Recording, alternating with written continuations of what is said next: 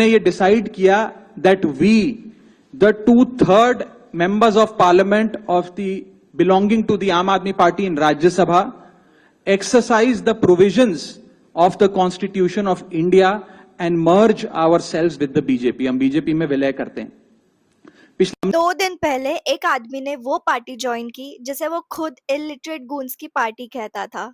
वही आदमी जिसने इंडिया का सबसे यंग राज्यसभा एमपी बनने का रिकॉर्ड बनाया सिर्फ 33 साल की उम्र में. ये आदमी जिसने बॉलीवुड की एक सुपरहिट एक्ट्रेस के साथ शादी की, आज वो बीजेपी में है. कौन है ये बंदा, कैसे बना ये सब, और सबसे इम्पोर्टेंट, ये पार्टी चेंज क्यों किया? आज मैं आपको पूरी कहानी बताऊंगी. 11 नवंबर 1988 में उनका जन्म होता है एक मिडिल क्लास फैमिली में दिल्ली में. मॉडर्न स्कूल दिल्ली में पढ़ा, वही स्कूल जहां इंडिया के सबसे बड़े लोगों के बच्चे जाते हैं. दिल्ली यूनिवर्सिटी से कॉमर्स किया, फिर कुछ ऐसा किया जो इंडिया के सिर्फ 10-15% बच्चे ही कर पाते हैं, चार्टर्ड अकाउंटेंसी. ICAI से उन्होंने CA किया 2011 में. CA करने के बाद नौकरी मिली डेलॉयट में, फिर उन्होंने नौकरी की ग्रैंड थॉर्नटन में. 4 बड़े अकाउंटिंग फर्म्स में डॉलर जैसी सैलरी थी और फ्यूचर भी सेटल्ड था. तो सोचो, अगर तुम CA हो, 4 बड़े अकाउंटिंग फर्म्स में काम कर रहे हो, लाइफ सेट है, तो कोई क्यों ये सब छोड़ के पॉलिटिक्स में जाएगा? 2011-12 में अन्ना हजारे जी का आंदोलन चल रहा था. Coconut water and honey, Indian anti-corruption reformer Anna Hazare ended a 13-day hunger strike that's shaken the country's establishment. Parliament has ended up by backing legislation that meets many of his demands. An independent ombudsman is to be India against corruption. वो एक वक्त था जब पूरी generation ने decide कर लिया था कि हम सिर्फ वोट नहीं डालेंगे, हम अंदर पार्टिसिपेट करेंगे, हम अंदर जाएंगे और लड़ेंगे. अरविंद केजरीवाल जी ने अन्ना हजारे के साथ हाथ मिला के आप ये पार्टी स्टार्ट की. Arvind, we have seen that the government has had 2 sticky points. One is the chairmanship of the joint committee as well as a notification. Do you think that these 2 points are not as important and is bringing a big issue out of? No, I don't. और एक 23 साल का CA Deloitte छोड़कर आंदोलन में घुस गया और पहला काम राघव चड्ढा जी ने केजरीवाल के साथ मिलके दिल्ली लोकपाल बिल ड्राफ्ट किया 2012 में, और तभी उम्र थी सिर्फ 23 साल. लेकिन क्या आप तब जानते थे कि ये CA टर्न्ड पॉलिटिशियन एक दिन इंडिया के सबसे यंग राज्यसभा MP बनेंगे, और उसी जर्नी में आएगी उनके लाइफ में एक बॉलीवुड एक्ट्रेस.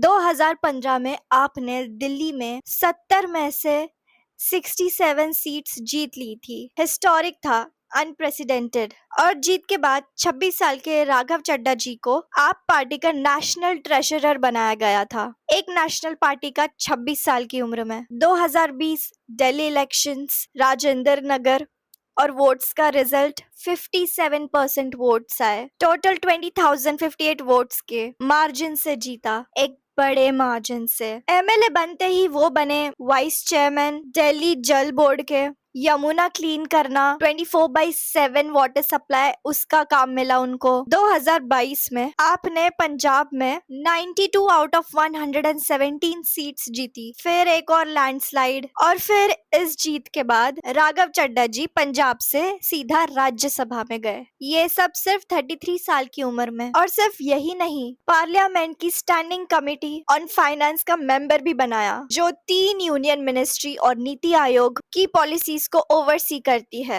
एक CA पॉलिटिशियन बन गया और फिर सीधा फाइनेंशियल पॉलिसी में हाथ डाला. सर्कल पूरा कंप्लीट था. लेकिन जब तुम यंगेस्ट राज्यसभा MP होते हो, पार्लियामेंट में लड़ रहे होते हो, तब जिंदगी में आता है वो इंसान जो सब कुछ बदल देता है. इस केस में वो थी एक बॉलीवुड सुपरस्टार परिणीति चोपड़ा जी. नाम तो जानते ही हो, बॉलीवुड की सबसे वर्सेटाइल एक्ट्रेस. लेकिन एक चीज जो बहुत कम लोग जानते हैं, परिणीति जी भी ओरिजिनली फाइनेंस के बैकग्राउंड से है. मैनचेस्टर बिजनेस स्कूल से ग्रेजुएट है, फाइनेंस में करियर स्टार्ट किया था, और एक्टिंग का करियर तो उसके बाद आया. इन दोनों की स्टोरी शुरू हुई लंदन में. पहले तो सिर्फ कैजुअल मीटिंग्स होती थी, देन देन ब्रेकफास्ट डेट, फिर स्लोली क्वाइटली एक रिलेशनशिप बन गया। दोनों ने ये चीज बहुत प्राइवेट रखी, कोई पोस्ट नहीं, कोई हिंट नहीं। इंडिया को तब पता चला जब उनकी शादी हुई। इंडिया शॉक में। एक यंग आर्टिकुलेट एमपी और परिणीति जी एक बहुत बड़ी बॉलीवुड एक्ट्रेस,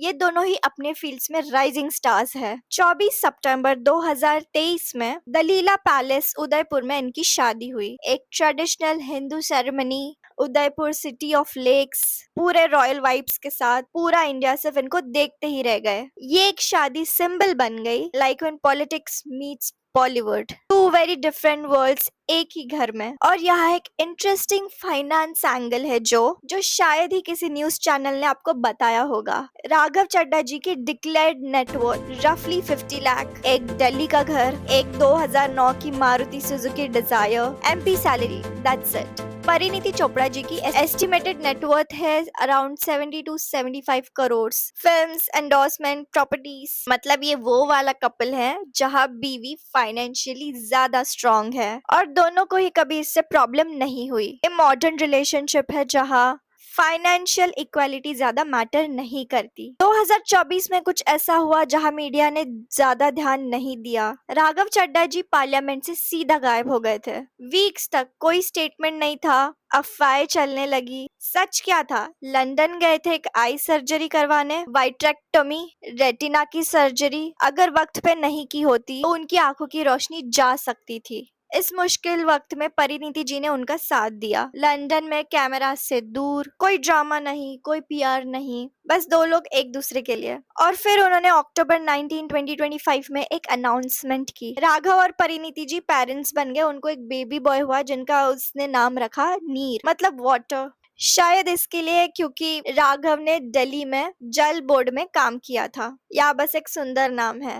एक एमपी, एक एक्ट्रेस और एक क्यूट सा बेबी, एक आई सर्जरी, और फिर एक ऐसा ट्विस्ट आया जो पूरे इंडिया को हिला के रख दिया। ये राघव चड्ढा जी के अपने खुद के वर्ड्स है।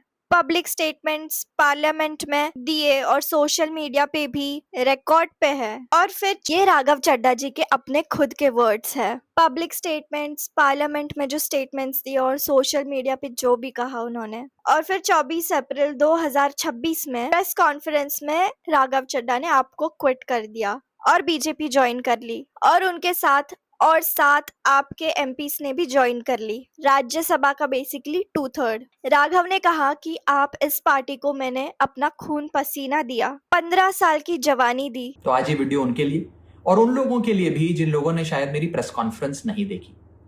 दोस्तों, पॉलिटिक्स में आने से पहले मैं एक प्रैक्टिसिंग चार्टर्ड अकाउंटेंट था। मेरे सामने एक बेहतरीन करियर था, लेकिन मैं उस करियर को छोड़कर पॉलिटिक्स में आया। अपने करियर को बनाने के लिए पॉलिटिक्स में नहीं आया, और एक पॉलिटिकल पार्टी का फाउंडिंग मेंबर बना, जिस पार्टी को मैंने अपने प्राइम यूथ के 15 साल दिए, अपने खून पसीने से, बहुत मेहनत से इस पार्टी को सींचा। लेकिन आज ये पार्टी वो पुरानी वाली पार्टी नहीं रही। इस पार्टी में आज एक टॉक्सिक वर्क एनवायरनमेंट है। आपको काम करने से रोका जाता है, पार्लियामेंट में बोलने से रोका जाता है, और ये पॉलिटिकल पार्टी आज चंद करप्ट और कॉम्प्रोमाइज लोगों के हाथ में फंसकर रह गई है। लेकिन ये पार्टी अब सिर्फ पर्सनल गेन के लिए काम करती है। स्टोरी इतनी सिंपल नहीं थी, ये एक दिन में नहीं हुआ। कुछ चीजें उनके खिलाफ बिल्ड हो रही थी काफी टाइम से। 2023 में राघव जी का नाम ईडी चार्जशीट में आया, दिल्ली लिकर पॉलिसी केस। उन्होंने ये स्ट्रांगली डिनाई किया और इसको प्रोपेगेंडा बोला। अगस्त 2023 में उनको राज्यसभा से सस्पेंड कर दिया गया था, ग्रॉस वायलेशन ऑफ रूल्स में और एक कंट्रोवर्सी की वजह से। अप्रैल 2026 की स्टार्ट में आप पार्टी ने उनको राज्यसभा डिप्टी लीडर की पोजीशन से हटा दिया और वो पोस्ट अशोक मित्तल जी को दे दी। राघव जी ने इंस्टाग्राम पे एक वीडियो पोस्ट की, वॉइस रेस्ड प्राइस पेड। जब जब पार्लियामेंट में बोलने का मौका मिलता है, मैं जनता के मुद्दे उठाता हूँ, और शायद ऐसे टॉपिक्स उठाता हूँ जिसे आमतौर पर संसद में नहीं उठाया जाता है। लेकिन क्या जनता के मुद्दे उठाना, पब्लिक इश्यूज पे बात करना कोई अपराध है? क्या मैंने कोई गुनाह कर दिया, कोई गलती कर दी? Have I done something wrong? ये सवाल आज मैं इसलिए पूछ रहा हूं क्योंकि आम आदमी पार्टी ने राज्यसभा सेक्रेटेरिएट को ये कहा है कि राघव चड्ढा के पार्लियामेंट में बोलने पर रोक लगा दी जाए। जी हां, आम आदमी पार्टी ने पार्लियामेंट को ये सूचित किया है कि राघव चड्ढा को पार्लियामेंट में बोलने का मौका ना दिया जाए। और 2 हफ्ते के बाद उन्होंने बीजेपी ज्वाइन कर ली। कुछ लोग बोल रहे हैं कि ये प्रिंसिपल डिसीजन है, आप पार्टी करप्ट हो गई थी और वो इसके वजह से सही में निकल गए। कुछ लोग बोल रहे हैं आया राम गया राम, ये एक अपॉर्चुनिस्ट मूव है, बेसिकली दलाली पॉलिटिक्स। कुछ लोग पूछ रहे हैं कि परिणीति जी ने तो कोई स्टेटमेंट ही नहीं दिया। कमेंट सेक्शन में ये डिबेट अभी तक चल रही है और इसलिए मैं चाहती हूँ कि आप भी इस वीडियो के कमेंट सेक्शन में आपका वोट दो और वीडियो के एंड में बताऊंगी आपको कैसे। अब ये एक चीज जो आपको सिर्फ मेरे चैनल पे मिलेगी, राघव चड्ढा जी की actual financial profile. Declared net worth रफली 50 lakhs है, ये पब्लिक डॉक्यूमेंट है, इलेक्शन एफिडेविट, कोई भी इसको देख सकता है। एक दिल्ली का घर उनका 36 lakhs का है। एक 2009 की मारुति सुजुकी डिजायर 1.32 lakhs की है और कुछ बॉन्ड्स है, gold shares, that's it. MP की सैलरी 1 लाख हर महीने। पार्लियामेंट सैलरी और अलाउंसेस फिक्स्ड है, रेगुलेटेड और कोई शॉर्टकट नहीं। यहाँ से यंग प्रोफेशनल्स के लिए 3 इम्पोर्टेंट फाइनेंस लेसन्स है। पहला, पब्लिक सर्विस करियर में सैलरी रेगुलेटेड होती है, आईएएस, जुडिशरी, पॉलिटिक्स। अगर आप जेन्युइनली पब्लिक सर्विस चूज करते हो तो फाइनेंशियल सीलिंग होती है, ये गलत नहीं है, ये डिजाइन है। दूसरा, फाइनेंशियली अनइक्वल रिलेशनशिप्स भी वर्क कर सकती है। राघव जी 50 लाख है उनका नेटवर्थ, वेरस परिणीति जी का 70 से 74 करोड़ है। दोनों के वैल्यूज और रिस्पेक्ट पे रिलेशनशिप बिल्ड की, बैंक बैलेंस पे नहीं। तीसरा, बीजेपी ज्वाइन करना एक करियर मूव भी हो सकता है। गवर्निंग पार्टी में होना, रिसोर्सेस, इन्फ्लुएंस, फ्यूचर इलेक्शंस में सपोर्ट, पॉलिटिक्स में भी करियर डिसीजंस होते हैं। हम अंदर की सच को नहीं जानते, बट इकोनॉमिक समझना जरूरी है। तो ये थी राघव चड्ढा जी की कहानी जो सीए से पॉलिटिशियन बने, 33 साल की उम्र में यंगेस्ट राज्यसभा एमपी बने, परिणीति चोपड़ा जी के हस्बैंड है, बेबी नीर के पिताजी है, पार्लियामेंट फाइनेंस कमेटी के मेंबर है और अभी बीजेपी के नए सदस्य। वही पार्टी जिनको वो गालियां देते थे। सही या गलत ये आप डिसाइड करो। मैं सिर्फ इतना जानती हूँ कि राघव जी बहुत इंटरेस्टिंग है, उनकी लाइफ, उनका करियर बहुत इंटरेस्टिंग है और इंडियन पॉलिटिक्स बोरिंग है। अब आप कमेंट में बताओ। ए लिखो कमेंट में अगर आपको लगता है कि उन्होंने सही किया, बी लिखो कमेंट में अगर आपको लगता है कि उन्होंने गलत किया और कमेंट में सी लिखो अगर आपको लगता है कि पॉलिटिक्स के बारे में हम कुछ डिसाइड नहीं कर सकते। अगर आपको कुछ नया सीखने मिला आज तो प्लीज मेरे वीडियो को लाइक करो, मुझे सब्सक्राइब करो और अपने दोस्तों के साथ शेयर करो। पब्लिक फिगर्स की रियल फाइनेंशियल स्टोरी सुनने के लिए मुझे सब्सक्राइब कर लो। मिलते हैं अगली वीडियो में।